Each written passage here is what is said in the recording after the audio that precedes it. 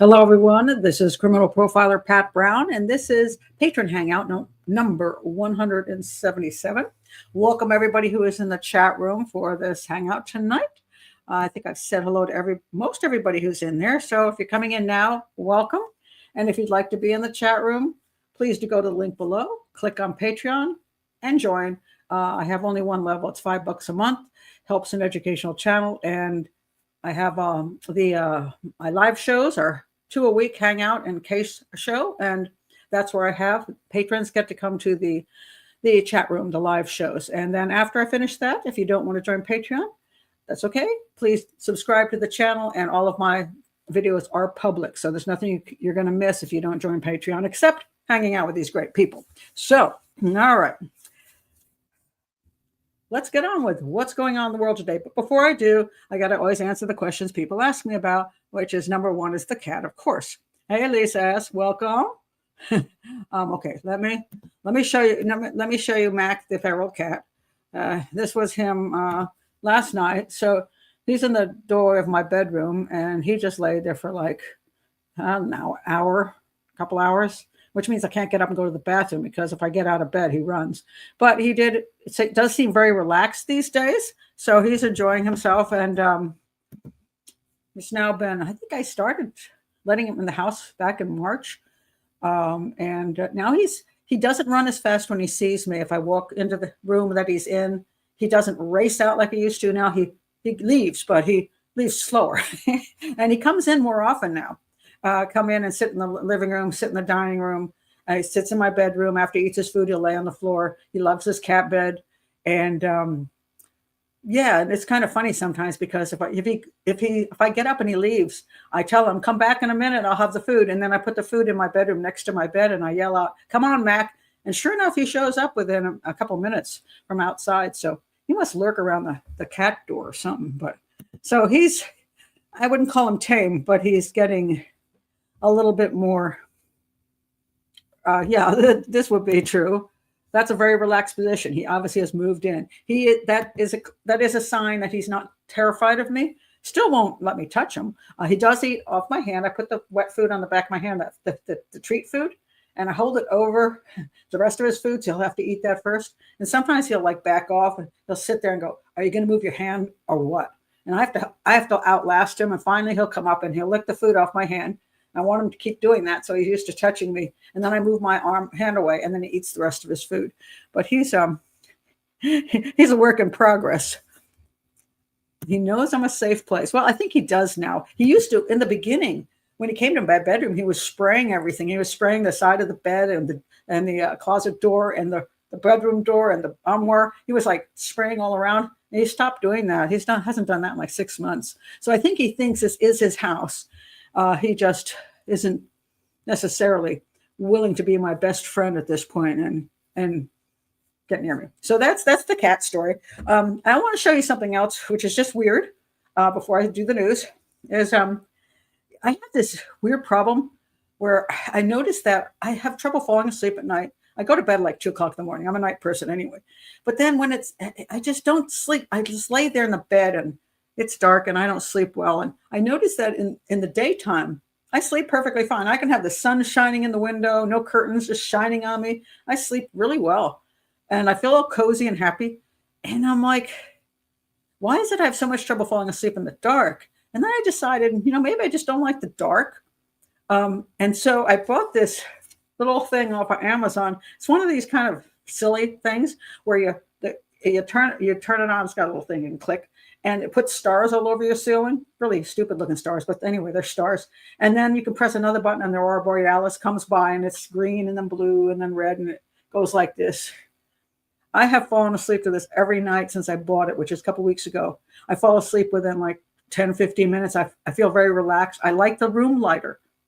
I never really realized that. I don't like laying in the dark. Most people they don't want any light in their room. I like it bright in my room. I don't want it like bright, like lights on.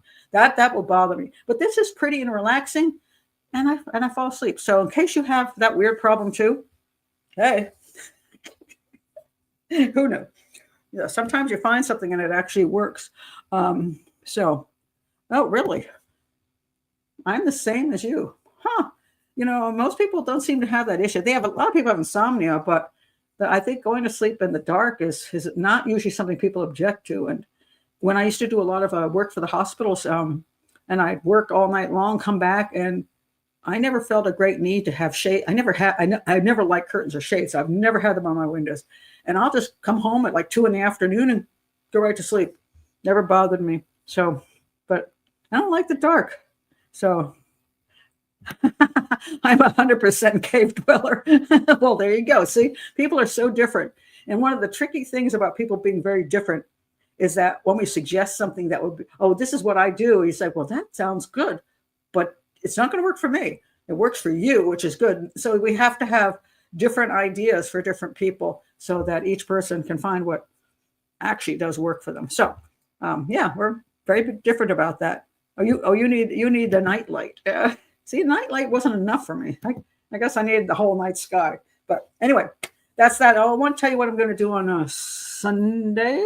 So Sunday, I'm going to do, I got this book in from England, and this is a very well-known case there, and just a horrible, horrible case. This is written by the mom of the girls that, I don't know if it's both girls or sisters. Yeah, twin sisters. So these men took these twin sisters into a barn and set the barn on fire, and the girls died. And I'm not getting to get the whole story here, but I wasn't happy with the verdict on this one, and neither were the parents of the girls. So I'll get into the whole story. It's in Cheltenham. That's where it took place. And it took place in, what was the actual, 1992. It's an old case, but a really fascinating case as to what was the mindset of the men involved. Were they telling the truth about what happened? And why did the court come up with the verdict that it came up with? So I'm going to do that one. That is it was a horrible case, a horrible tragedy. And so I sent for the book because I wanted to read the book the family wrote, because there wasn't enough information on the internet, and I really wanted to do the case. So that's what I'm going to do. So everybody, it'll be about 3 o'clock in the afternoon on Sunday. So it'll be 8 o'clock in the UK. So you can all see that show. Anyway, so that's what I'm going to be doing. It's a possibility. It is a possibility. Maybe not, though. I have had moments where I don't actually say that word. But when you're dealing with murder all the time, it's just, what can you say? It happens. So now I'm going to get to the news. But oh yes, I forgot to mention, because I'm trying to promote my other channel, because I still have to get it to the point where it's functioning. And it's always hard to start a new channel. So this one, the other channel I have is Dear Profiler Pat. I give advice. Some people like it, some people don't take it. But you can always write in a question to profilerpatbrown@gmail.com and put in the subject line, Dear Profiler Pat. And it's been really interesting. I've had some really great questions coming in. And it seems like people like the discussion I have, my analysis that I do. So check it out if you haven't, and subscribe if you haven't, because I tell you, people don't realize how hard it is to get to make the channel work when you're starting out, because the algorithm does not help you and isn't found by the algorithm. So that's why people sometimes take 3 or 4 years to get monetized. And some people never make it to the point where they can at least earn a pittance for all the work they put into whatever they're doing. It's very difficult. And I'm one of the people that was lucky with the profiling channel, but that's because I spent so much time on TV and I had a certain amount of following already. So that made it easier for me to get the move forward with the channel.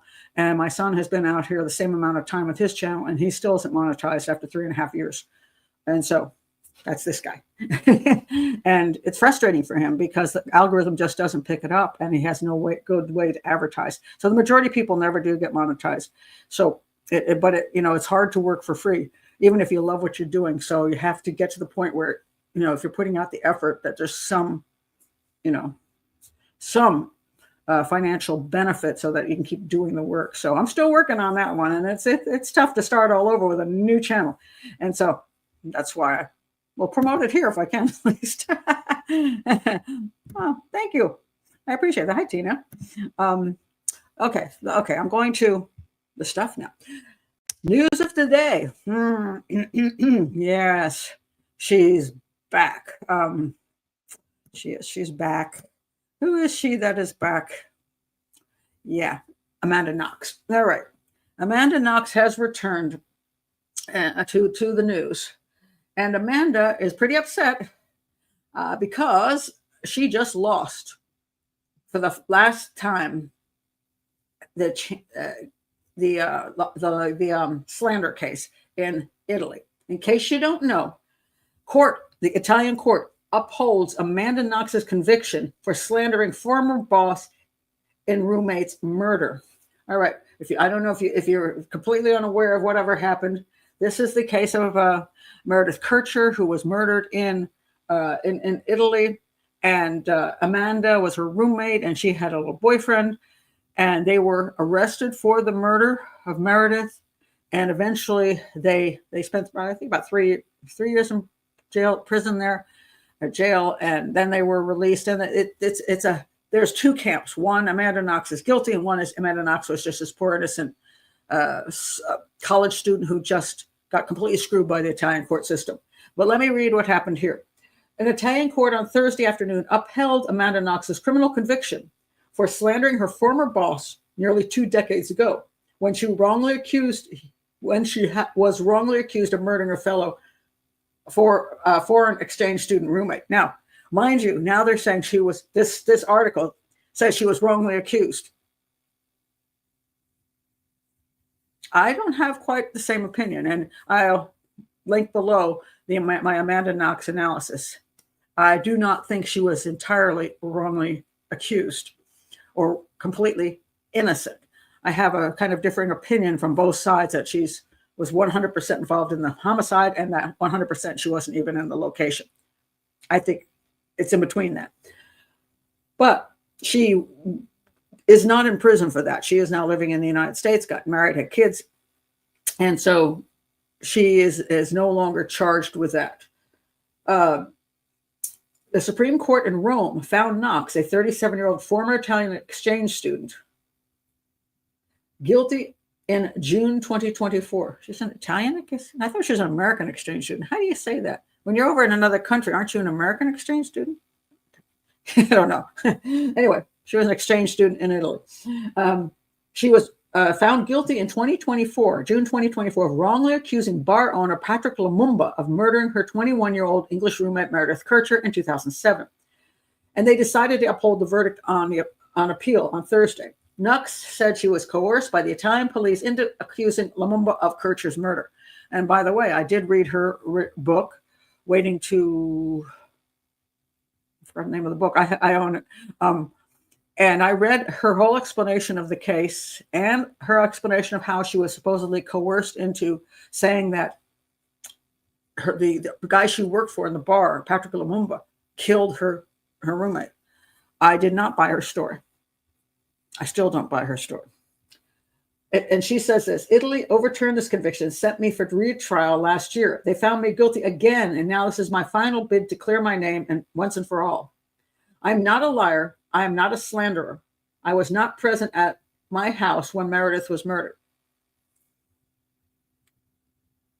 You can believe her or not. Lumumba said he was very satisfied after Thursday's ruling. I am very satisfied. Amanda did wrong. This sentence must accompany her for the rest of her life. I had a good feeling about this since this afternoon, and I hail Italian justice with great honor. Knox's lawyer said her defense team can't believe it. A totally unjust decision for Amanda and unexpected in our eyes. We are incredulous. We take note and will read the motivations. It says here that she and her former boyfriend, Raffaele Solicito, as well as Ivory Coast native Rudy Guide, I forgot to pronounce his name, Guide, I think it's Guide, who had no connection to Knox or Kircher, were all accused in Kircher's murder in 2007. They spent 4 years in Italian jail before they were acquitted in 2011 and eventually exonerated in 2015. Guide, whose DNA and fingerprints were found at the scene, was released in 2021. And that is true. He definitely was the one who killed Meredith Kircher. However, there are some of that scene shows that somebody else, in my opinion, was there before, while he was there, and after he left. To me, there is evidence that he was not alone for the entire thing that went down. And that you can see in my analysis why I believe that. So anyway, she doesn't have to return to prison due to the time already served. So there would be 3 years on this, and she's already done that, so she doesn't have to go back to prison. Patrick Lumumba was detained for 2 weeks. He lost his business. And then she says here, Raffaele and me, it should be, just to let you know, Amanda. Anyway, were wrongly convicted and sent to prison. The real killer, Rudy Guide, got off with a light sentence. The Kircher family was deprived of certainty and closure. The police were never held accountable for the crimes they committed against me behind closed doors, or that she claims, at least. And this is what she said on X. Patrick was detained for 2 weeks and lost his business, blah, blah, blah. Okay, so here it is on X. She never takes responsibility ever for saying her boss killed Meredith Kircher. And she actually, when she had time to think, she actually wrote a whole letter that stated he did it and turned it into the police. I don't find her as innocent as all that. And I've always wondered why she felt a need to accuse an African man of being at the scene. And my belief is because there was an African man at the scene, just not Lumumba. And so sometimes what happens to people is when they're trying to come up with a story to cover what is real, they come up with a story that semi-matches. And it just happened to be that the guy at the scene was African as well. I believe a different country in Africa, but still, that's the way sometimes brains think when people try to explain away stuff. So that's my belief on that. Here's something somebody wrote. You accused an innocent black man of murder. You let him sit in prison. You're on tape telling your mom Patrick didn't do it. Yet you told the police. You never apologized. You never paid him what you owe him for ruining his life. You're a criminal. So that's a lot of people's viewpoint on that. They're not so thrilled with her and her way of looking at things and claiming the things she takes no responsibility for anything she did, which to me is concerning, because it's one thing to say, I wasn't, well, she just takes no responsibility. I see nowhere, anywhere she takes any responsibility. It's always somebody else's fault. She's a 100% victim. And of course she has a new book coming out, Amanda Knox, My Search for, what is that? Meaning, My Search for Meaning, coming out March 25th. Oh yeah, I'm not reading. She also works for the Innocence Project now, or the Innocence Center. I don't know. It's one of the Innocence Project's things. And she leans heavily on cases where she thinks that the person was forced into a false confession. So that's her thing, false confessions. Do false confessions exist? Well, yes, they do. But you have to look very carefully at under what circumstances this false confession came in. And there are some cases where I believe 100% is false confession. Usually when the person ends up getting a good portion of the time, there's something wrong with that person to begin with. They're slightly off in the head, and they'll confess to pretty much anything for attention, or just because they'll say, okay, I did it. But it all depends on the situation. So you have to look very carefully at how the whole situation was handled and whether there was physical evidence as well. So maybe they were, shall we say, pushed or tricked into certain things. But if the physical evidence also exists, then it's not entirely, everything wasn't based on a false confession. And a lot of times when you'll have like the Innocence Project come up and say, it was false confession, they will leave out all the evidence that proves that the person was actually involved in the crime. And I think Amanda's kind of following that same thing. So Legal Pickle says, Amanda also didn't know many people in the community as a temporary exchange student. I believe she could easily have thrown him under the bus because she was scared. Yeah. I'm going to get you on the side. She's totally innocent. There's evidence. You'll have to watch my video on it. there was zero reason for her to throw him under the bus. This to me is problematic. If she wasn't in the flat, if she wasn't there at all, she couldn't have seen anything or anyone. Why would she need to say she was in there hiding in the kitchen crying while her boss was killing Meredith? What purpose is it to even say she was there? She claims she was never even there. And yet she put somebody in that, she put herself there and she put somebody in there with her. I'm not going to do a whole argument here on that. And everybody, I said, people have very different views and you're welcome to have a different view, but do check out my video on it. I don't quite believe her. And I say the evidence shows that there's something else going on there. And I can't exactly say to totally what it was, but there was evidence. There were other people there. And Rudy wasn't there completely by himself. And that's my opinion on that. She did libel him.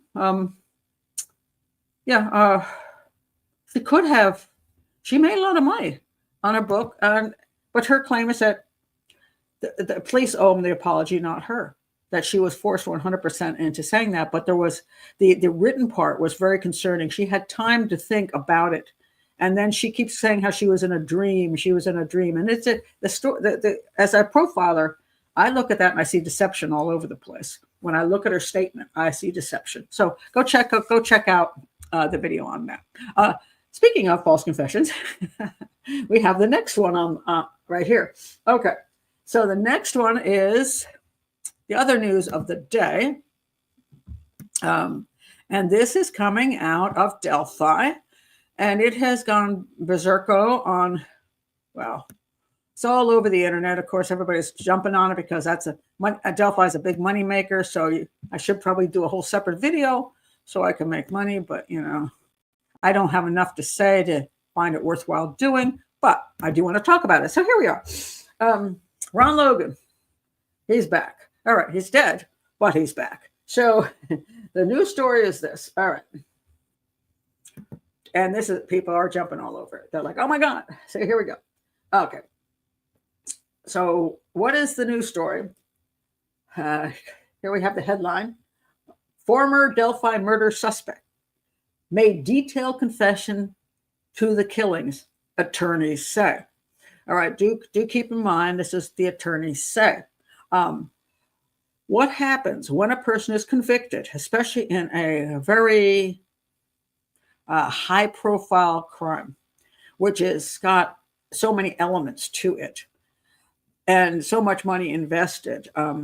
What we see in those cases is the attorneys, the defense attorneys, will then, once this goes through, they're going to go for appeal after appeal after appeal, which is their legal right to do. And if they provide some kind of evidence that makes the appeal possible, then it can go back, go back to court, get another trial. And of course, these days we have these new integrity, prosecution integrity units, where essentially after 10 years goes by or 15 years goes by, some new prosecutorial group comes in, and then they say, oh, the last prosecutors are scum, and we might want to make a political hit. So basically, we're just going to say the guy's innocent. We're going to drop all the charges and let him go, skipping the entire appeal process. I have a big problem with those being anything like integrity, because we're supposed to have a system where you go through the appeal process. You don't get to go behind closed doors and have somebody just toss out the conviction, one guy, because he wants to make a political, be popular politically. I have a problem with that. So here we go. This is where we're now starting into the appeal process for Richard Allen. So they're going to throw everything at the wall they can throw at the wall. And you have to be very careful when you see this stuff come out, because you go, oh my God, see, it was Ron Logan all along. And they'll find something in some way to make it look like he could have been the guy. They're going to come up with the alternative suspect. Now, mind you, it's kind of interesting because if you remember the actual trial, they were pushing for the Odinists. Oh, those Odinists, they're the ones that killed her. It was more than one guy. It was the Odinists. And suddenly, the attorneys aren't talking about the Odinist. They're talking about, oh, it was Ron Logan.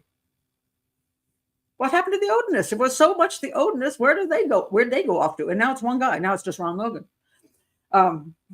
So they're throwing something at the wall. They're hoping this one will stick. Now, this is what it says.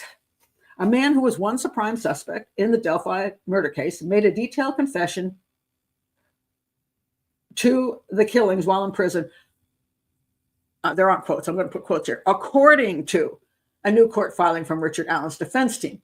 Now, always look at the point that it's not necessarily so just because somebody says it's so, especially comes from the defense team. It's a claim made by the defense team. It's a claim made by somebody. So you always have to be very careful not to assume it's fact.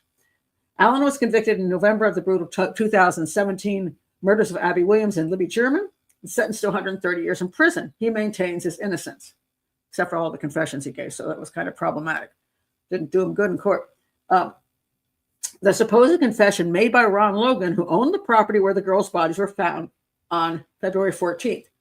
The supposed confession. So they wrote this correctly. So I'll give Fox 59 some credit here. The supposed confession. According to the court filing, Logan made the confession while serving a prison sentence for a probation violation at the Newcastle Correctional Facility. It was there that he began speaking, according to the court filing. Doesn't mean it's true. He began speaking with a fellow inmate on his block, Richie Davis, or something like that, R-I-C-C-I. Davis contacted law enforcement in May 2017 to tell them that Logan had confessed to a step-by-step killing of Abby and Liby. Davis wrote and signed a statement in June 2017 that read, and I'll read it to you.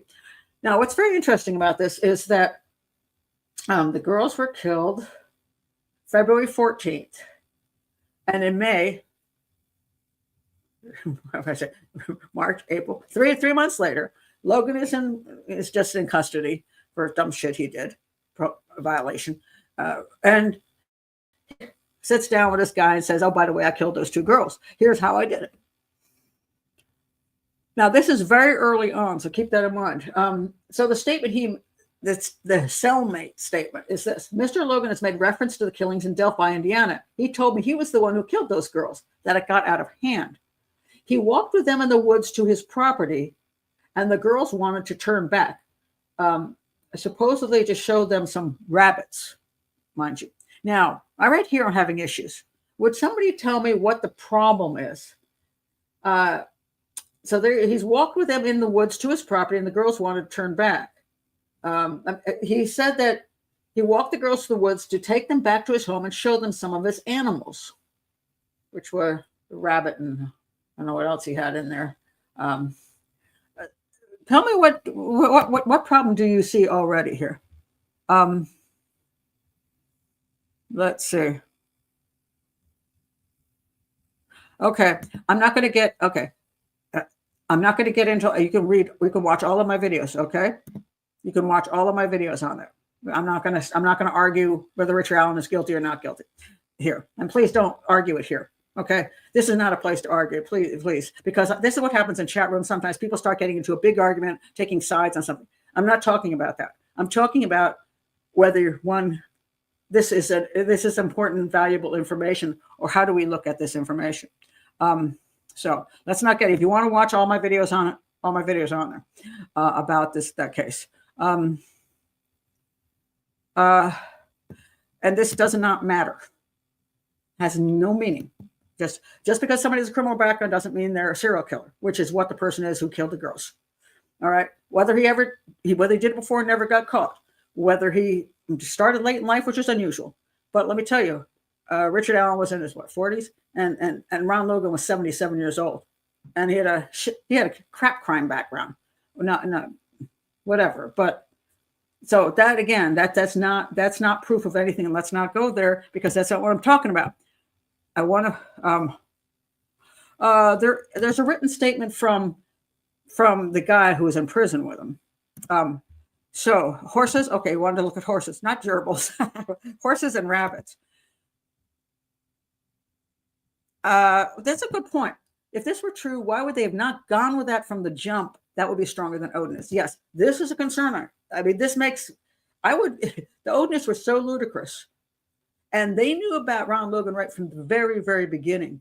And if they had any evidence that he did it, rather than just that he was a, not the greatest character ever, they would have taken him down. Because why wouldn't they?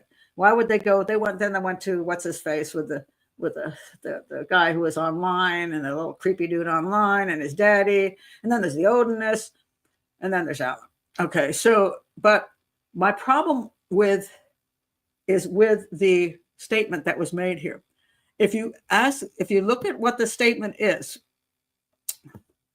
he's saying that he asked the girl, he walked with them in the woods to his property to go look at rabbits. Now, these are two teenage girls. Do you think they really want to go with some 77-year-old dude to someplace and go walking with him to wherever near his house to go look at some rabbits?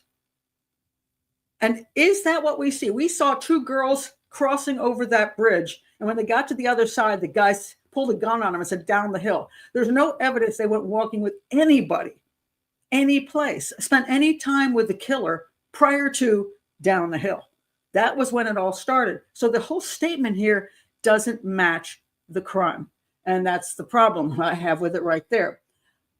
And then the supposed thing is he said that he used a box cutter, and this is what the defense is jumping on now. That supposedly he claimed he used a box cutter, and that one expert thought that a box cutter could have been used in this crime. That's it. That's what they're hanging their hat on now. But they never had enough, that he was there, that he committed the crime. They never found any evidence. They certainly didn't find a gun with the bullets between their body. Didn't find any of that. So there's going to be no proof that Ron Logan was involved. This is not going to go anywhere. I'm just going to tell you it's not going to go anywhere. Whether you believe Ron Logan was guilty or not guilty, or Richard Allen's guilty or not guilty, or you think the Odinist did it, this isn't going anywhere. That there's no evidence that he committed the crime. 77-year-old guy, very unlikely that he committed a crime like this. Could he be Bridge Guy? They say he was in good shape. I didn't look at Bridge Guy and think that's a 77-year-old dude. I did not see that from the movements of his body. I did not see that. Maybe I'm wrong. Maybe he walks just like that. Maybe he's strong and he's a real tough 77-year-old. But it doesn't matter. Now, I do have opinions on whether I think there are some issues with the trial of Richard Allen, which I've said I wouldn't be surprised he could get an appeal, not because of Ron Logan, but because of more a case of technicalities. And I have some issues with the way the whole trial was handled, the way the prosecution was handled, the way the police have handled things. I wouldn't be surprised to get a retrial, but not because Ron Logan claimed he did this. I think that's neither here nor there. And so I don't think that's going to be it. But I wouldn't be surprised along the way that he might get a retrial. So, but people are jumping immediately going, see, this is proof. It's not proof. It's not proof of anything. This is a jailhouse snitch. So 3 months later, and here's the other thing people don't seem to understand. The public didn't know about these things. Just because the public doesn't know about them doesn't mean that information wasn't trickled in to some people. If you don't understand that can happen, and it can happen in a number of ways. There are people who were at the scene who saw what happened at how the girls were basically killed. That information is, as much as it's the police are trying to keep things under wraps, sometimes it slips out. Somebody says something to somebody, or even for that matter, somebody goes and talks to Ron Logan, says these girls are found in their property, and they, without a tape recorder, say their throats were cut. Somebody's throat was cut. They could have said that and never admit that they said that to Ron Logan. So this guy, who's Ron Logan's buddy, down there, then says, "Oh, Ron Logan told me cut." It could be anything like that. It could be Ron Logan saying, if I did that, I would have done this. I would have liked to take those girls for a walk to look at the rabbits. And who knows? The problem is, he's a snitch that could have had information. It's not going to get him an appeal.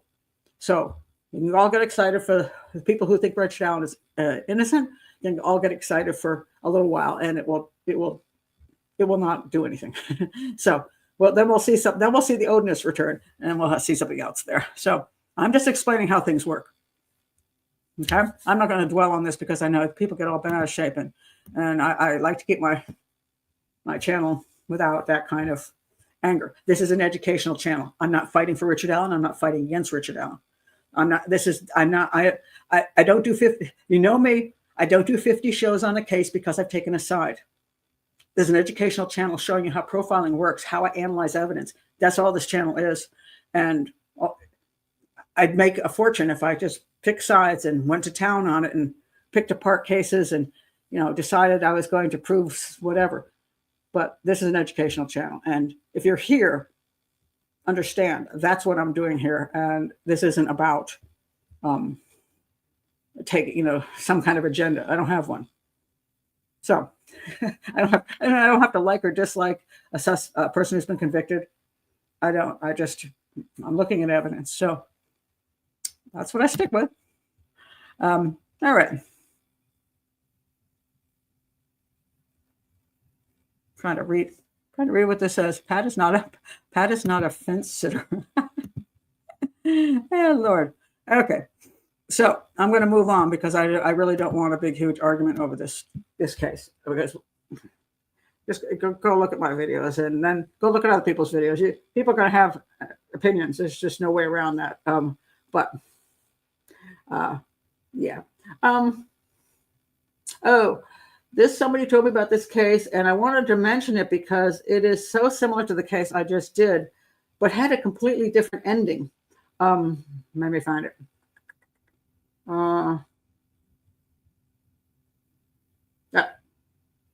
Nope, that's not it. Hold on, where'd it go? What? Am I having a missing? Okay. Really? Hold on a second. Hold on. So annoys me when this happens. I have to go look at what happened to it. I was wanting to talk about the I'm going to put it back in here. The Mackle case that just vanished out of my thing here. So I don't know what happened to it. So Mackle, where are you? Mackle. This woman survived being put underground in a very similar case to one I just did on Sunday. And in this case, okay, where is it? Hold on a second.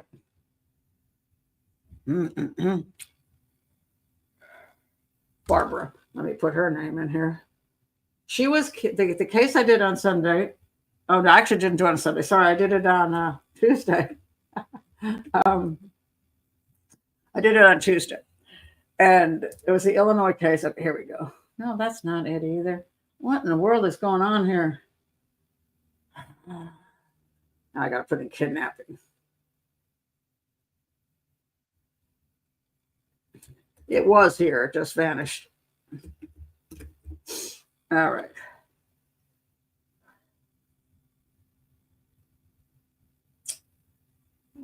Heck, I'm having a hell of a time here. Hold on a second. Oh, I hate it when that happens. Mackle. Okay, just now it's not. Okay, Mackle.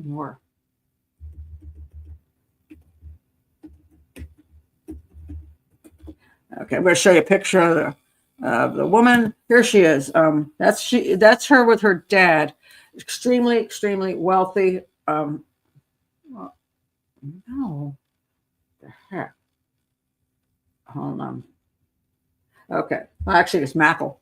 Sorry. This was spelled wrong. Mackle. That's her. And this is when she was kidnapped, put in a box, like the case. She was put in a box by this dude, Chris. Okay. Now, the one I did on Tuesday, Stephen, now I've got to remember everything I did on Tuesday. Okay, hold on a second. Because I have to remember names, and I don't remember names all that well. So now that one's missing. Good Lord, I tell you. Hold on. Hold on. Where is it? So I did. The case was on Nancy Rish was what the case was on. She. Let me just read you the what the case was about. The summary here. Okay, so on Tuesday I did this case, which was Nancy Rish. She's serving. She was in prison for life without parole. Her boyfriend Danny Edwards was in for death penalty, but that was reduced, and then she just got out recently. They were both arrested for the murder of Mr. Small, Stephen Small, who was a millionaire that that's what the court said, kidnapped and then put in a box under the ground. And Danny Edwards was really the one who dealt with most of that. She was just seen in a car. She still went down with him, and my whole show was about that. But Danny Edwards actually kidnapped Stephen Small, built a box, put him underground, and put a pipe thing for him to breathe through. And he didn't last because the pipe wasn't big enough, wide enough, whatever, too long, and he just suffocated and he died. And so it was murder as opposed to kidnapping.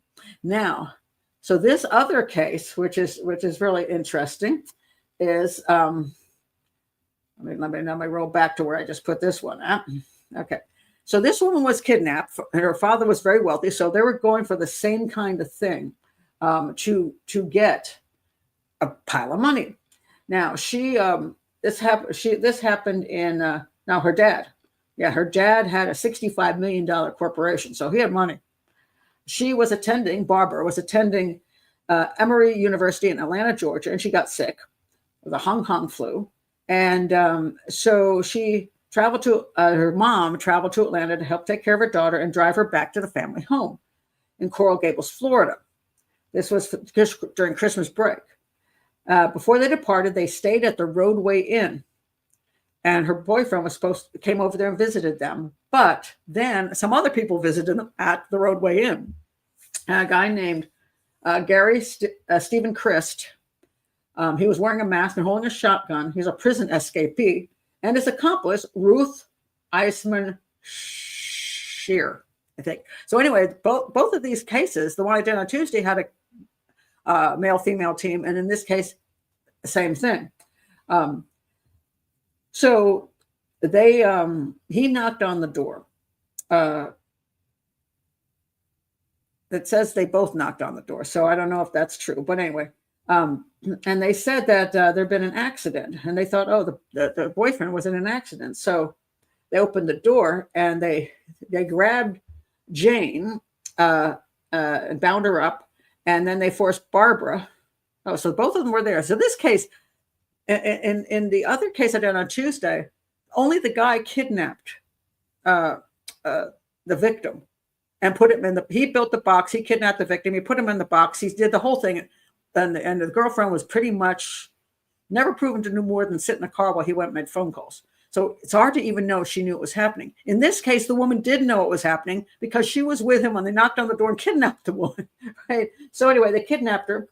They drove her to a remote pine standoff, and they buried her in a shallow trench inside a fiberglass reinforced box. The box was outfitted with an air pump, a battery-powered lamp, water laced with sedatives, and food, kind of similar to the other crime.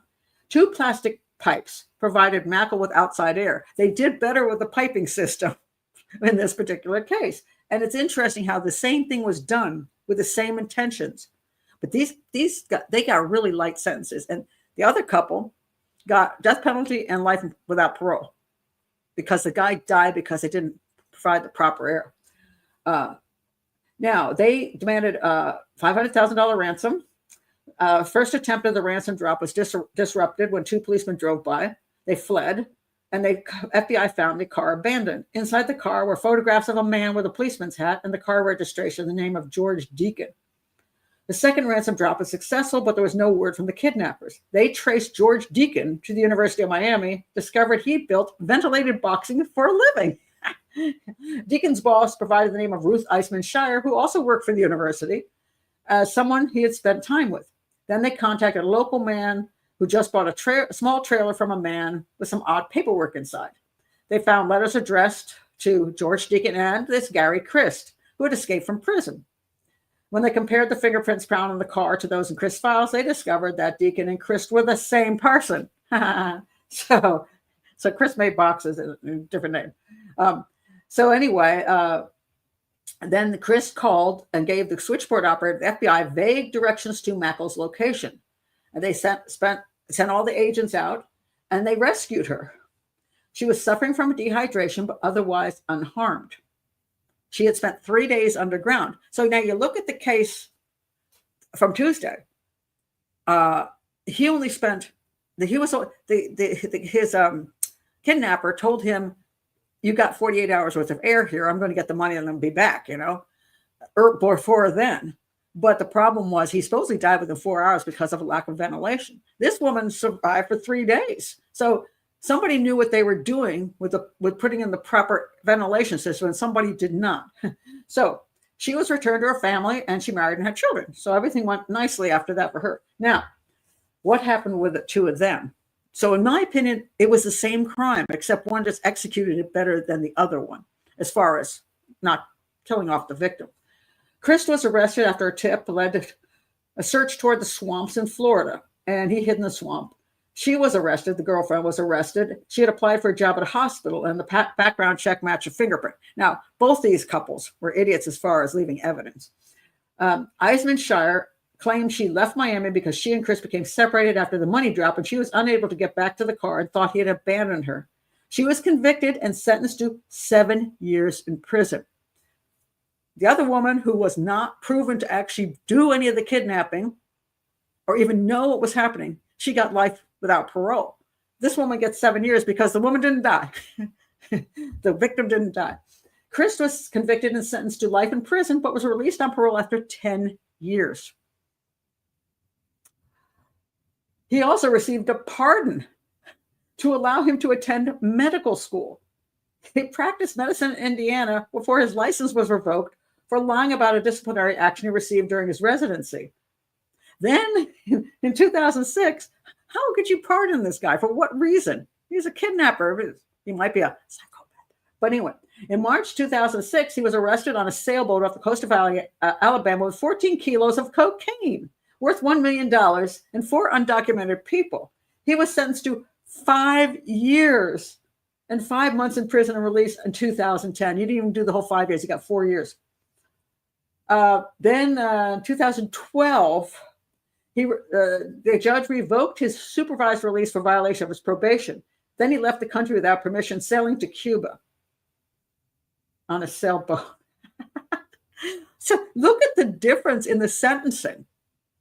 Now, admittedly, she didn't die, but basically the same thing happened.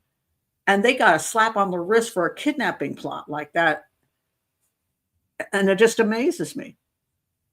So I find that sometimes interesting, the difference between what is attempted murder and murder. So in other words, you shoot somebody and you shoot them and you're a shitty shot. So you shoot them in the shoulder and you shoot them in the hip and another bullet just goes straight through the flesh and you shoot them 5 times and never hit anything major. The person survives. You don't get, it's attempted murder and you don't get that long a sentence. But you grab a gun and you accidentally shoot it and it shoots through the guy's chest. He dies instantly. It's a murder charge. So if you're a shitty shot, you can get off a lot better than if you actually can shoot straight. So it's kind of just bizarre to me. So I did mouth the word. Nobody's taking shots. Everybody takes shots when I say the P word. And people get really drunk on my show. Let me tell you. Well, Casey Anthony was a different. Casey Anthony's a different issue because Casey Anthony was just. She had a good lawyer who convinced the jury that maybe her daddy did it, and she didn't. I mean, it was the evidence was overwhelming, and it was one of the reasons I didn't believe in a civilian jury after I saw that case. In the Barbara Mackle case, they thought the female accomplice was a 12-year-old boy. Really? Wow. She's a small little thing, huh? Jeez. I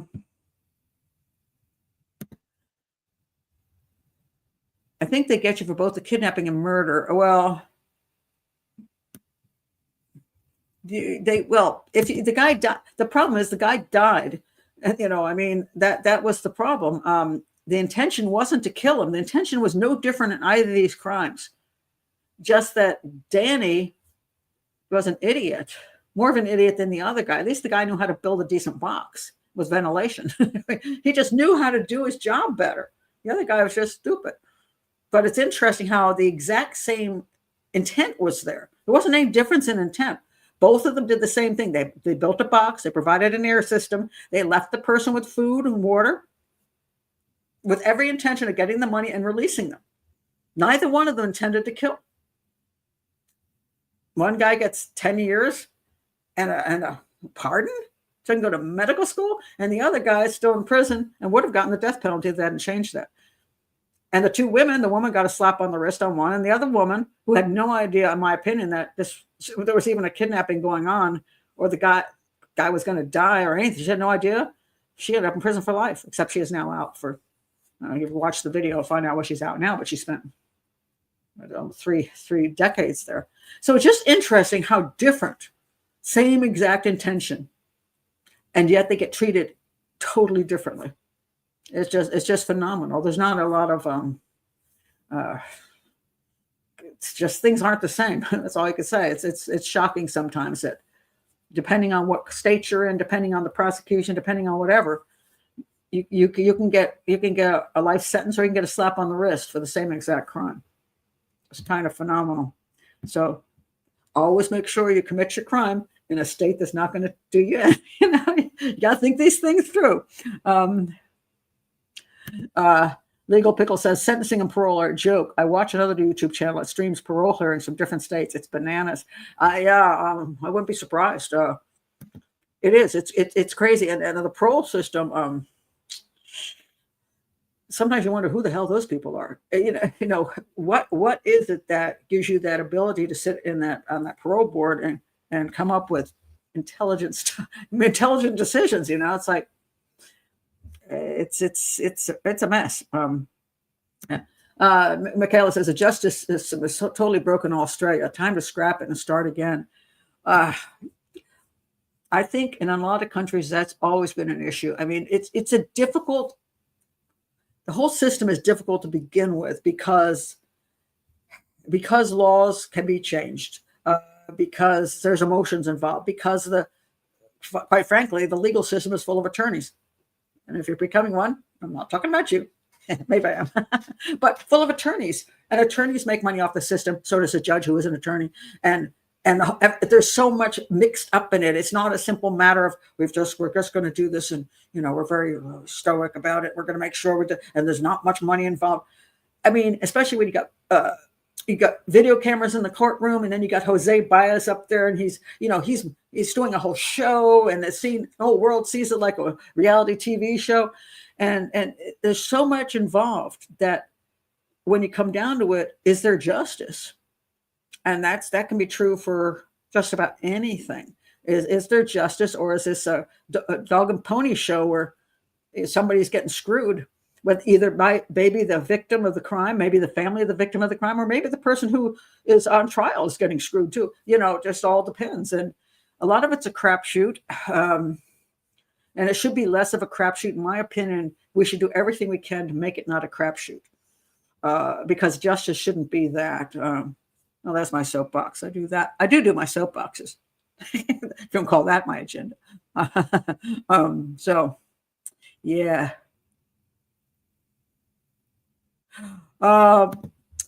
This is interesting. Yeah, I have always thought, Michaela says, that it's odd that the crime is committed against a person, but the retribution is carried out by the state. Not only that, but the case they take the case on. They investigate the case and prosecute the case, not for the benefit of the victim or the family. It's only for the interest of the state. If the state is not interested, it does not have to pursue either one of those things. Many families have gone and said, why can't I see this? And they go, well, because the case is the state's case, not your case. And a lot of people don't realize that. They think, oh my God, if my child gets murdered, it's my case, my child's case. No, it isn't. It's the state's case if they decide to proceed or not proceed.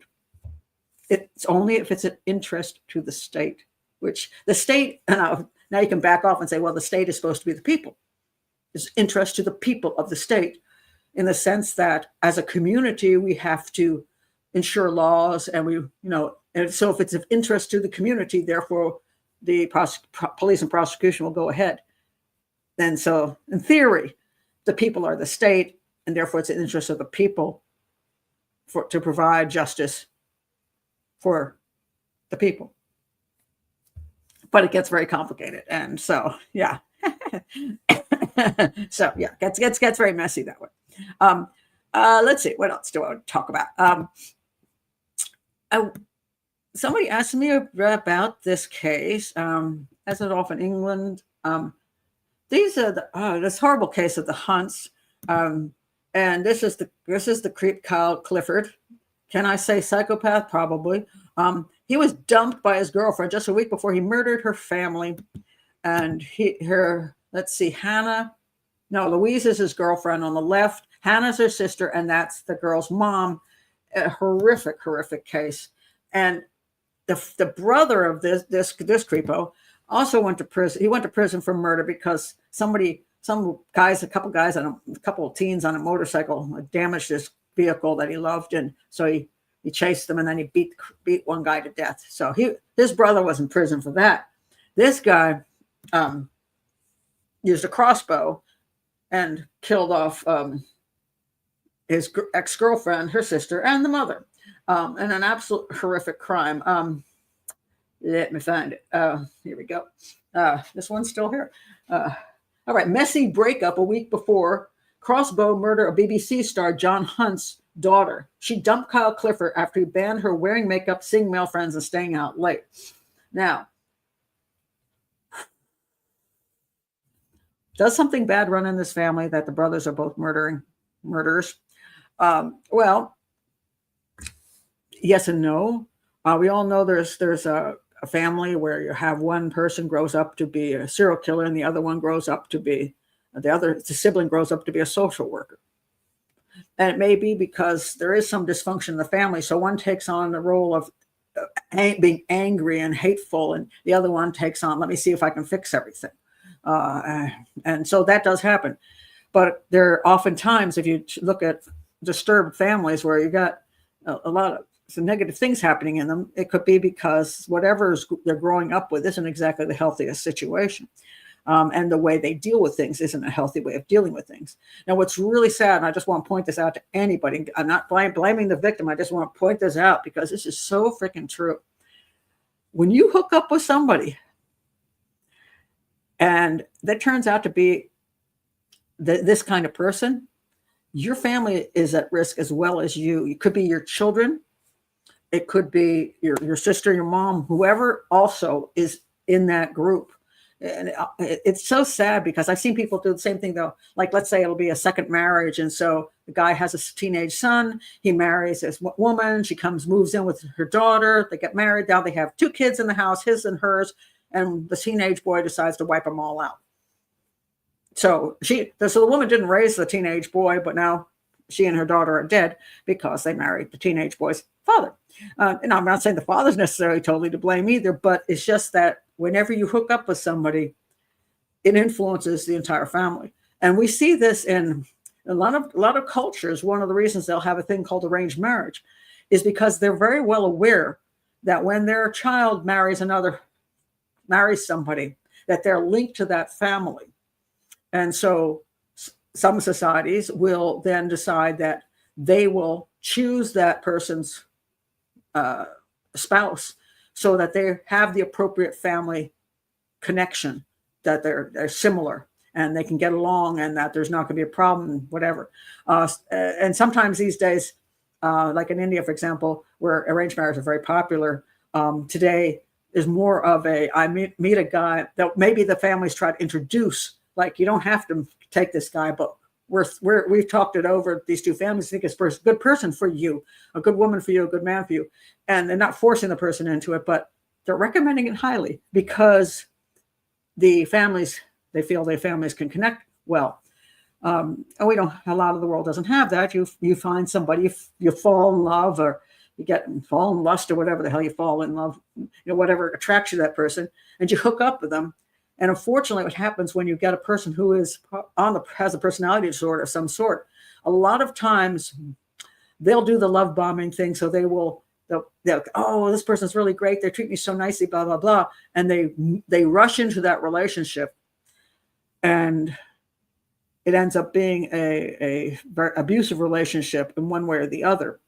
And that kind of person doesn't like to lose. And so leaving them is very difficult. And Hannah, I think it was Hannah, I got the right, I'm sorry, Louise here left him. She took the brave decision after former soldier Clifford imposed himself on her life, banning her from wearing makeup, seeing male friends, staying out late with them. By the way, if you're in a relationship and you're out late with male friends, that's probably, regardless of whether you should have the right, it's probably not exactly things that make people comfortable if you're in a relationship. Just letting you know. So anyway, she terminated their 6-month relationship after finally tiring of her ridiculing her and telling her what to do. And obviously, it wasn't a minor thing in this case. So, he can't, what he says, it's always hard to tell what they're saying here. He doesn't want to wear makeup. What does that mean? Does it mean that excessive makeup doesn't mean a little bit of makeup? Did he just like looking more natural as opposed to looking very, fancied up and then going out with our male friends and going to bars? Is that upsetting? So some of that can be reasonable. So I'm just going to say not all of that is proof of a controlling relationship. However, the result shows that I'm pretty sure those aren't the only 3 things he was controlling her about. It was way bigger than that. And I don't know when she started realizing it, but it's one reason you don't want to rush into a relationship, because if you rush into it too quickly, they now feel that they own you. That kind of person feels they own you, and it's hard to get back out again. So it said here, her message that she put out on X, just 6 days before she was murdered, she left a message. She hailed those who decided to leave abusive and controlling partners.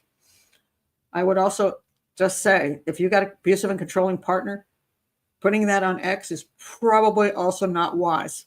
I understand where she's coming from. She wanted to help other women, but you're dealing with a person with personality disorder.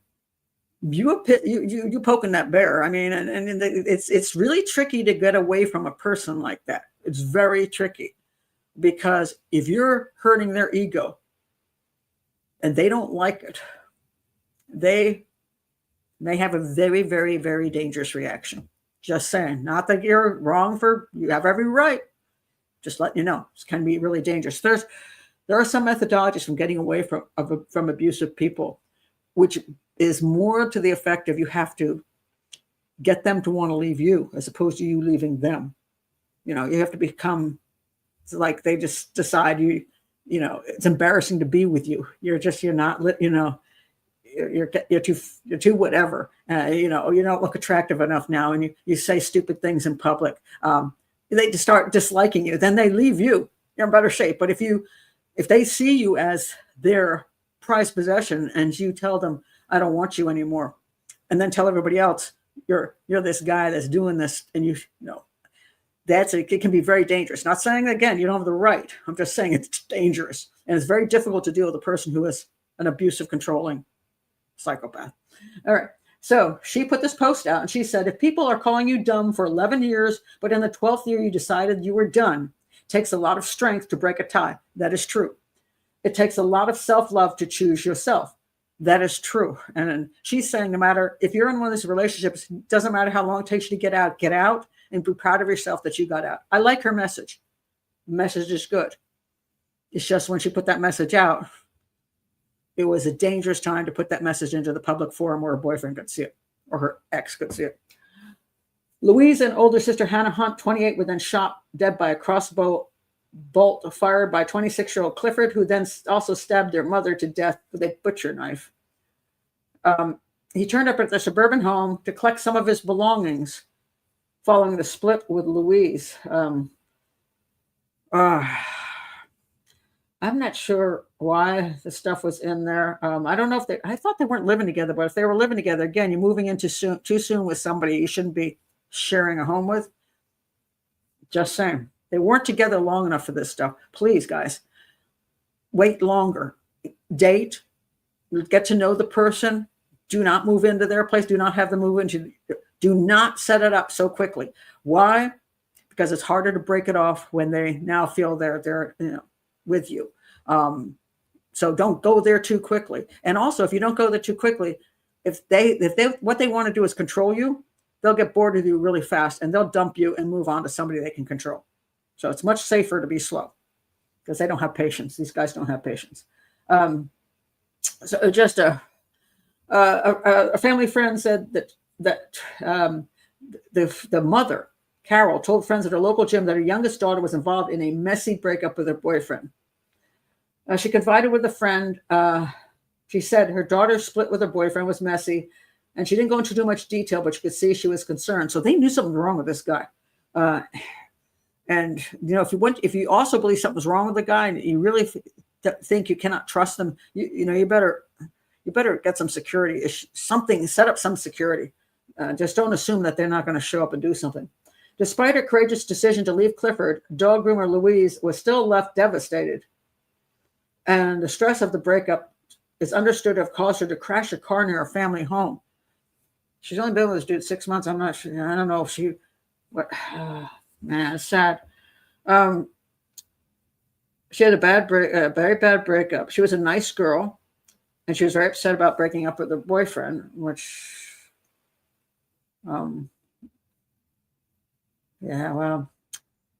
oof. I'm trying to.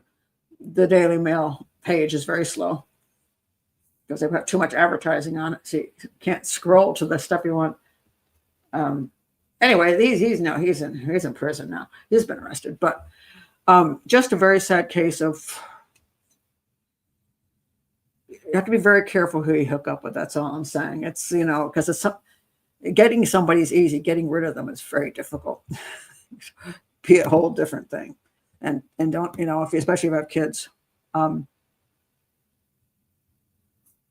I do say that. Absolutely. Yep, I do say that. Because it's too quick, and you're giving that person the concept that you're already together. Now, mind you, let me put the two sides of it, because people, Michaela always likes to get me on this. If you're just out there for a hookup and you want to go on Tinder just to have sex with somebody, I'm not for it. But you're not looking for a relationship. You just want to have sex. It's not my business. Okay, it's not my business. But if you're looking for a relationship with somebody and you feel you must have sex on the first date in order to capture them because you're afraid you're not going to get the second date, which a lot of times you will not get the second date if you don't have sex on the first. This is a reality. Then that person is not worth being with, because they're not giving you any worth. Hey, I had a nice evening with you and we're not going to have sex. Well, then I'm not going to waste my time with you anymore. Oh, I guess I was so special, huh? So yes, I say you should have some kind of a relationship before you take that step. Somebody who respects you enough to at least not push you into something right away and dump you if you don't agree. So I'm a little, not. Life seemed simpler years ago. I don't know that it ever was simpler, but it's just, protect yourself. Really, you have to protect yourself from people that don't have your best interests at heart. And no, I'm not saying. I say there's times when people are like, well, I was just on vacation and I ran into this person and we just had a great time. Well, bully for you. But I'm talking about relationships, people getting into relationships where they are not being respected and are simply giving in to somebody else's. When somebody does that and they're pressuring you, that's a control thing, and you don't want that. That's not a gentleman, and it's not a gentle lady, to be pushed into something. So I believe that, respect yourself. Another shot. I did say psychopath. Well, like when you kill 3 women with a crossbow, I'm going to say I can use the word psychopath fairly freely. Yes. Talking about getting stuck with people, you may be unfortunate. Just really wish you hadn't been around. These people, oh my God.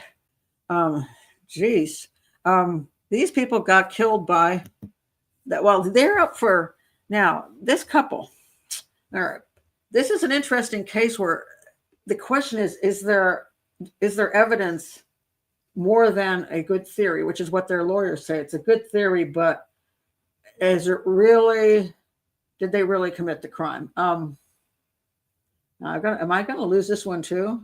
Seriously, what the hell is going on? Unbelievable. It's very strange. Okay, now I'm going to have to look up their name too. For some reason, I have had a loss of stuff on my website here. So this was I'm going to put in the Scots so I can find them again. All 4 of them were killed in their home, and by let's see whose daughter this was. A daughter and her boyfriend. Again, if you're friends or a family of somebody who's real questionable, you may go down with them. So, all right, this is called the Halloween Night Massacre. Okay, so it said the arrests were finally made in 2023, although apparently that hasn't gone to court yet. So after 8 years, this happened 8 years ago. The victims were Terry Scott, 58, his wife Kathy Scott, and their mothers, 85-year-old Violet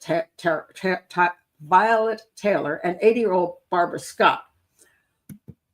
So this couple and their moms that they were taking care of all got murdered. This happened in Anderson County, South Carolina, and they arrested this couple. I think that she's the daughter of the main couple, and he's the boyfriend. All right. They arrested 40-year-old Amy Velarde and he's a husband. Okay, they got married. 36-year-old Ross Velarde. Both been arrested and charged with 4 counts of murder, and finally got them. Now they were always persons of interest in the case. Everybody died from stab or slash wound. Mike, Barbara, and Violet were killed with their throats being slashed, while Kathy was killed by a stab wound to the chest. And they were all shot post-mortem. Kathy was shot while still alive, but that wasn't what killed them. Okay, though one of them wasn't. Oh, yeah. 3 of them were shot post-mortem. Kathy was still alive. But it was the knife wound. They were just capping everybody, basically, making sure they're really dead. Very aggressive, very personal, somebody full of rage and hate. Amy Velarde, that's the daughter, reported finding the bodies of her family members at her parents' double-wide mobile home on November 2nd, 2015. There was no sign of forced entry. A bowl of Halloween candy sat untouched by the front door, leading investigators to conclude the murders may have taken place as early as October 31st, 2015. Amy and Ross Velarde lived in a separate single-wide residence on the same property. After the murders, the Velardes remodeled the Scott's double-wide house and lived there until 2017, when they entered into a real estate contract for the purchase of the property. So supposedly, the claim was that the daughter was pissed at the parents. So, and they wanted the property. Emboldened by the lack of arrests in the quadruple homicide, they filed a lawsuit against the sheriff's office after the murders, seeking the recovery of items seized in the execution of the search warrants. They wanted the 2 vehicles, electronic devices, $60,000 in cash and firearms. The total value of the property seized was estimated more than $100,000. So eventually, let's see, Amy Velarde also filed a lawsuit against her aunt, who lived in Spartanburg. Oh, okay. So her brother and she was her aunt. Okay, that she was the sister of the father. Um, According to Isabel, Amy Velarde forged signatures on the car titles in order to transfer ownership. And Isabel countersued Velarde's for the recovery of jewelry and collectibles belonging to her late mother and father. Or those two, sorry, to whom? Her late mother and brother. Okay. Because her brother was Scott, and the mother was one of those living in the house. Now, after all of that, there was renewed national attention on the case, and a statement was released saying that the Velardes were persons of interest. They continue to be persons of interest because it was a highly personal and violent crime. Finally, they were arrested and charged with 4 counts of murder, and they've been incarcerated at the Anderson County Detention Center. And so far, there's nothing here about the trial happening. So that's been quite a while now. I'm trying to see if there's an update. 2024, judge denies bond in February of 2024. In May, no. There's a lot of stories on you could find on the case, some documentaries, but it doesn't seem like it's gone to trial. I'm curious what evidence they have. And according to their lawyer, they just says, well, they've got a good theory, but a theory doesn't, that's not enough. And that's correct. It's not enough. Does it look like a personal crime? Yes. Was there sign anybody broke in? No. Who had the interest of getting rid of them? This woman and her husband. Yeah. They were pissed. There were troubles between them. There were already issues. Very violent crime. And the question is, what evidence do they have? I have not yet found what the evidence is. So I'll continue to look at it because I just was made familiar with this last night. So I'm curious what their evidence is. So I may look further into this to see if they have any, but so far I haven't seen any evidence outside of they look like the guys who did it, which again is that's not enough for a conviction. So I'm not sure. I think I saw a show on this case. I believe the daughter and daughter's boyfriend wanted the property. They got tons of cash. True. But just because you want the property doesn't mean that you committed a crime. I always joke about the dogs tripping me down the stairs at my daughter's house. And I'm like, yeah, one day when you decide I'm taking too long to kick off and you need a little extra cash, you just give me a little push and blame it on the dogs. And so let's assume that I go down the stairs and they can blame it on the dog. And there's no proof that anybody pushed me. And so they look at this and they go, well, they wanted to, her daughter and husband, they wanted the extra money she had. And they thought that if they got that, they could pay off such and such or buy this piece of property. They would benefit from her going down those steps. Okay. Well, when my father died, I benefited. I did get some money from my father's death. He was 90 some years old. I didn't push him down the steps, but I did benefit. And it was very handy because it helped my life at the time that I benefited. So just because somebody benefits from your death doesn't mean they killed you, so that they could be crappy people. They could be totally crappy people, had arguments with them, didn't like each other, were pissed off all the time, wish they would all die so they could take that property and have a great time. And they think they'd be shittiest people in the world. But it doesn't mean they killed them, although they don't have any other suspects, mind you. But that's not enough. You can't say we don't have other suspects and you clearly benefited. Even though insurance policies and stuff, you can't just say just because somebody has an insurance policy that they committed a homicide. You have to have some proof, and I haven't seen it yet.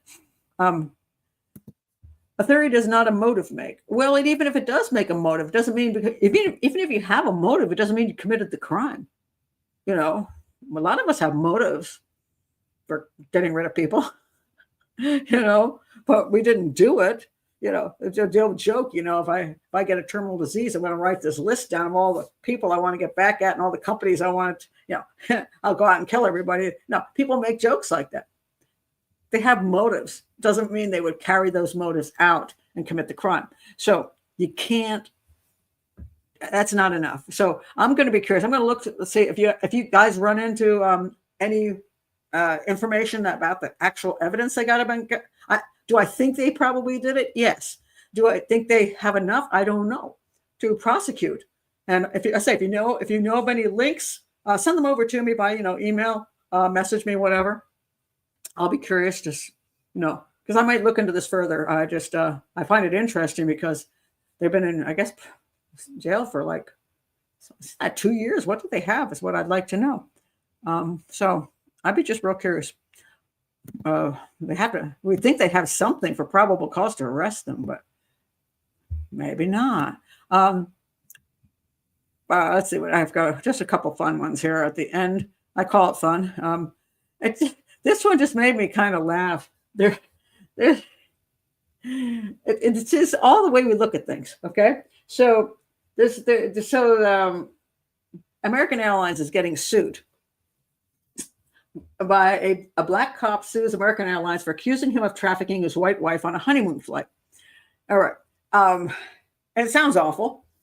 So a black newlywed filed a lawsuit against American Airlines after he was accused of trafficking his wife just moments after the two took an adorable selfie on the flight while heading to their honeymoon destination. Okay. That's pretty awful. The duo smiled happily for the photo after boarding the American Airlines flight, were shocked when they arrived in Florida only to be detained. According to the lawsuit, a fellow passenger suspected that the woman was being trafficked and reported concerns to crew members who alerted law enforcement without bothering to question the couple, which is reasonable. They're saying that they should have questioned them. Should they? Is that are they police officers? Are they to interrogate the passengers? Or if there's a concern, are they to alert authorities and the authorities do the job? He claims in the suit that they were falsely imprisoned by American Airlines employees who escorted them off the plane. Well, the plane had landed and then they were escorted toward they would say, come here, the police are waiting to talk to you. They were made to wait, confused and embarrassed as other passengers deplaned and walked by them. Later, they were questioned by police officers who worked for the Miami-Dade Police Department and were detained, falsely imprisoned, questioned, and humiliated. They're seeking damages of $75,000 for racial discrimination. He said, we're just two people having a good time. What the hell? Now, there's two sides to this. One is that people are really, really getting completely, shall we say, through social media, through YouTube, through X, through Facebook, tons of stuff going about trafficking, human trafficking, sex trafficking. So many people are getting this implanted in their heads. They pretty much think anybody that they think looks suspicious, oh, it's human trafficking. And if the couple, if it's a man and woman, if they look strange to somebody in some way, they might think, oh my God, I should save that woman from being trafficked. If it's a child, that's also happened where the child doesn't look like the person they're with. As like some people don't understand, there's a thing called adoption, thing called interracial marriages. So that the child may not look exactly like the parent. So and they're holding them by the hand. Oh my God, they're it's a child sex ring. People are getting a little over vigilant. And then there's the other side that says, well, people have to be over vigilant because we can't ignore things that we might be saving somebody's life. So you get this people trying to do the right thing, but then pissing people off. Now, in this particular case, what is so funny about it is I don't think it was racial at all. I think that because this is the couple. Okay, so anyway, this is the couple smiling on the plane. Now, the man is she's from Russia. The man is 63 years old. The woman is 34. There's a 30-year difference between the man and the woman. Now, and she's from Russia, and he's an American. Now, I'm pretty sure somebody's getting a green card. That's a different kind of possible crime, okay? Now, first of all, Everybody has the right as an adult to marry whom they please. If an 18-year-old girl wants to marry a 78-year-old man, she has the right. Does she not? As long as she's not being forced into it. And vice versa. If a 78-year-old woman gets herself an 18-year-old young man, she has the right. The problem is that it looks odd to people. And usually there's suspicion that there is a transaction going on of some sort, which usually has to do with somebody's making money or a green card or both. And that's not an unreasonable thing to think. Now, people go overseas to quite a few countries, and men go on the internet. They have these sites on the internet, which for different countries, and it could be the Philippines, it could be Vietnam, it could be someplace in South America, Central America, it could be the islands, it could be Africa, whatever. People go online and they go to sites to meet somebody, especially a younger person, especially guys wanting to marry a younger woman. And some younger women in certain countries, this is their way out of perhaps poverty or just, hey, a chance to go to the United States, maybe have a richer life. Is it wrong if a man has money and lives in the United States and he wishes to hook up with a woman 20 to 30 years his junior, and she wants to come and they like each other and they think they're going to be happy? Well, they have every right to do that. The question comes down to is it purely for a green card? Is it purely a financial transaction? That's where the government gets involved to try to find out whether this is a true relationship or it's not a true relationship. And, that's just, I say, I'm not going to get into the governmental issues, but I just think it's kind of funny because I'm thinking it probably wasn't a racial thing. It was probably the age difference that they're like, what's this old guy? It's not that old, younger than me. What's this old guy doing with this? Well, she could clearly be way his daughter, maybe even his granddaughter, and there's something fishy going on. Now, I think somebody was hyper-vigilant. I don't think they needed to report this. I think it was silly. I think it was overdone, but I don't think it was racial. And so I think it's just kind of funny. So people look at things differently, especially when so much is being pushed these days in the media in ways that are really unhealthy. But again, you can also react to it in a simpler way as well. When I was out with my children at the park, I had people ask if I was babysitting. And I'd say, God, for the next 16, 17 years. And I'd make a joke of it because I understood why they were they came to a conclusion, which is not unreasonable. It's just, it's the way it is. I mean, so, they don't put two and two together because it looks to me like 2 and 2 isn't equaling 4. So they come up with a different conclusion. And luckily, I've never been accused of kidnapping anybody. Although the church lady wouldn't let my son out of the room because he kept looking out the window saying, "Oh, there's my mom." And she goes, "No, it's not." He goes, "Yes, it's my mom." I said, "No, it's not." When I get there, I'm like, "Yeah, I am his mom." She goes, "Oh."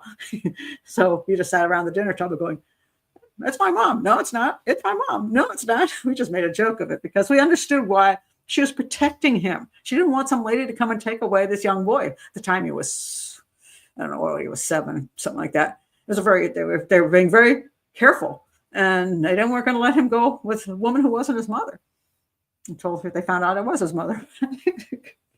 So we just took it in stride because I don't get bent out of shape about stuff like that. It's just not worth it. I just think most of the time it's pretty funny, and I just come up with a good joke, and it all works out well. But some people don't take it well, and especially if they see a payday coming. My friend has an adopted child, and people always make comments. It happens, You stole 3 kids. Yeah. I said my favorite story is where I came over the Canadian border, and I wasn't with my husband. I had the 3 kids in the back seat. And the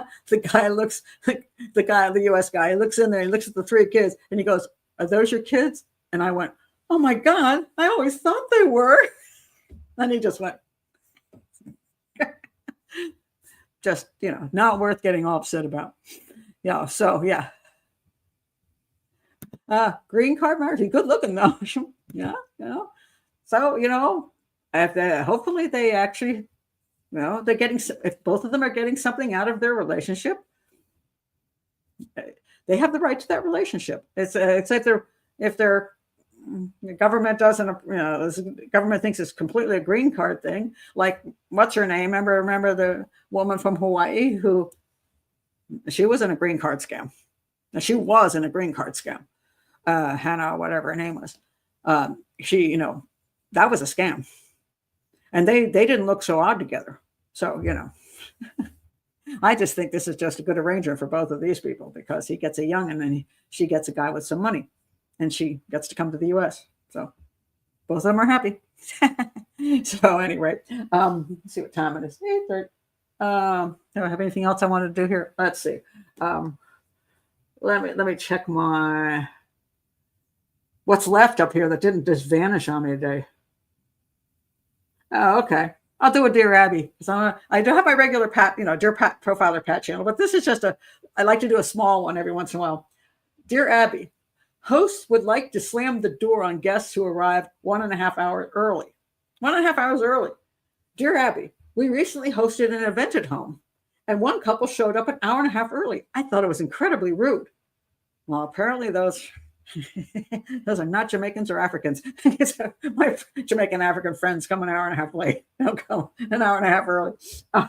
Thankfully, I wasn't in the shower, only partially dressed. I was in the middle of food preparation and house cleaning, and too frazzled to say anything. My partner entertained them while I finished preparing for the party, but I had planned on using his help for the last-minute tasks. The guests have been and then it goes some other annoying things that they do. Seething and sound. What should they do about it? So Dear Abby says, a way to do, you should tell these people, I hope they aren't relatives. Why not? Doesn't matter whether they are or they're not. Tell them you prefer them not to arrive early because you're not prepared to entertain them. If they ignore your request to show up early again, do not let them in. Okay. Yes, that's what you do the first time. So people, when they put up their boundaries, they don't really put up the boundaries. They have a little gate that they let them in through the gate. Speak up, people. If it's something that doesn't work for you, you just simply say it doesn't work. They show up an hour and a half early. You go, whoa, dudes, what are you doing here? Party's at 5. And they're like, oh, well, we were in the area. Well, I'm not ready. I got tons of stuff to do. I can't come back at 5. They can go cool their heels someplace else. They don't like it. Too damn bad. They have no right to come an hour and a half early anyway. It's rude. So if they're going to be rude, you have the right to stand your ground and say, hey, no. When somebody comes through your door, just like I do with YouTube, people say, well, why do you block certain people? Because it's my house, my YouTube channel. You're being rude to me. You can't come in. It's that simple. I block you from being able to come in. So when you have a house and you have people coming to your house and they're going to behave in a way that you are not comfortable with,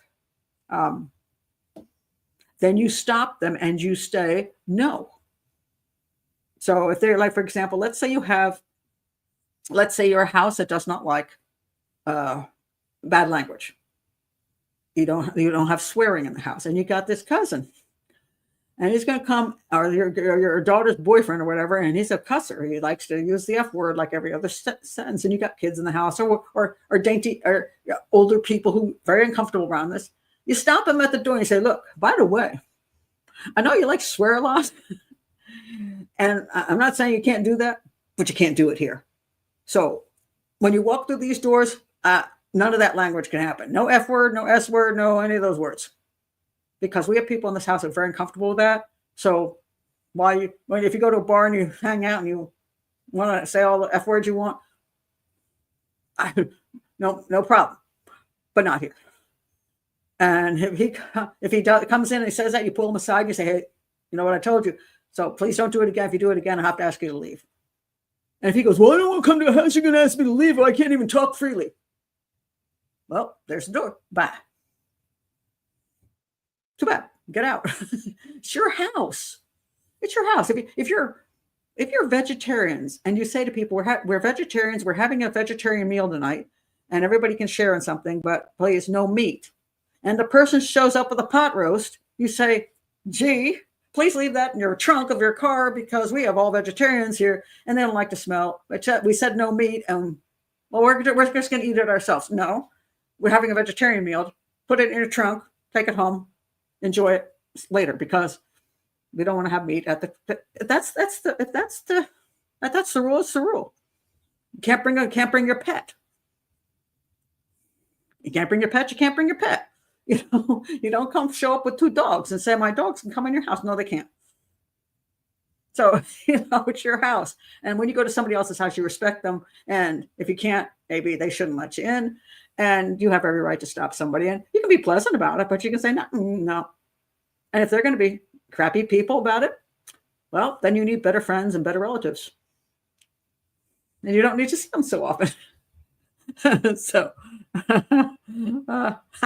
if it's a vegetarian meal, I'm not going.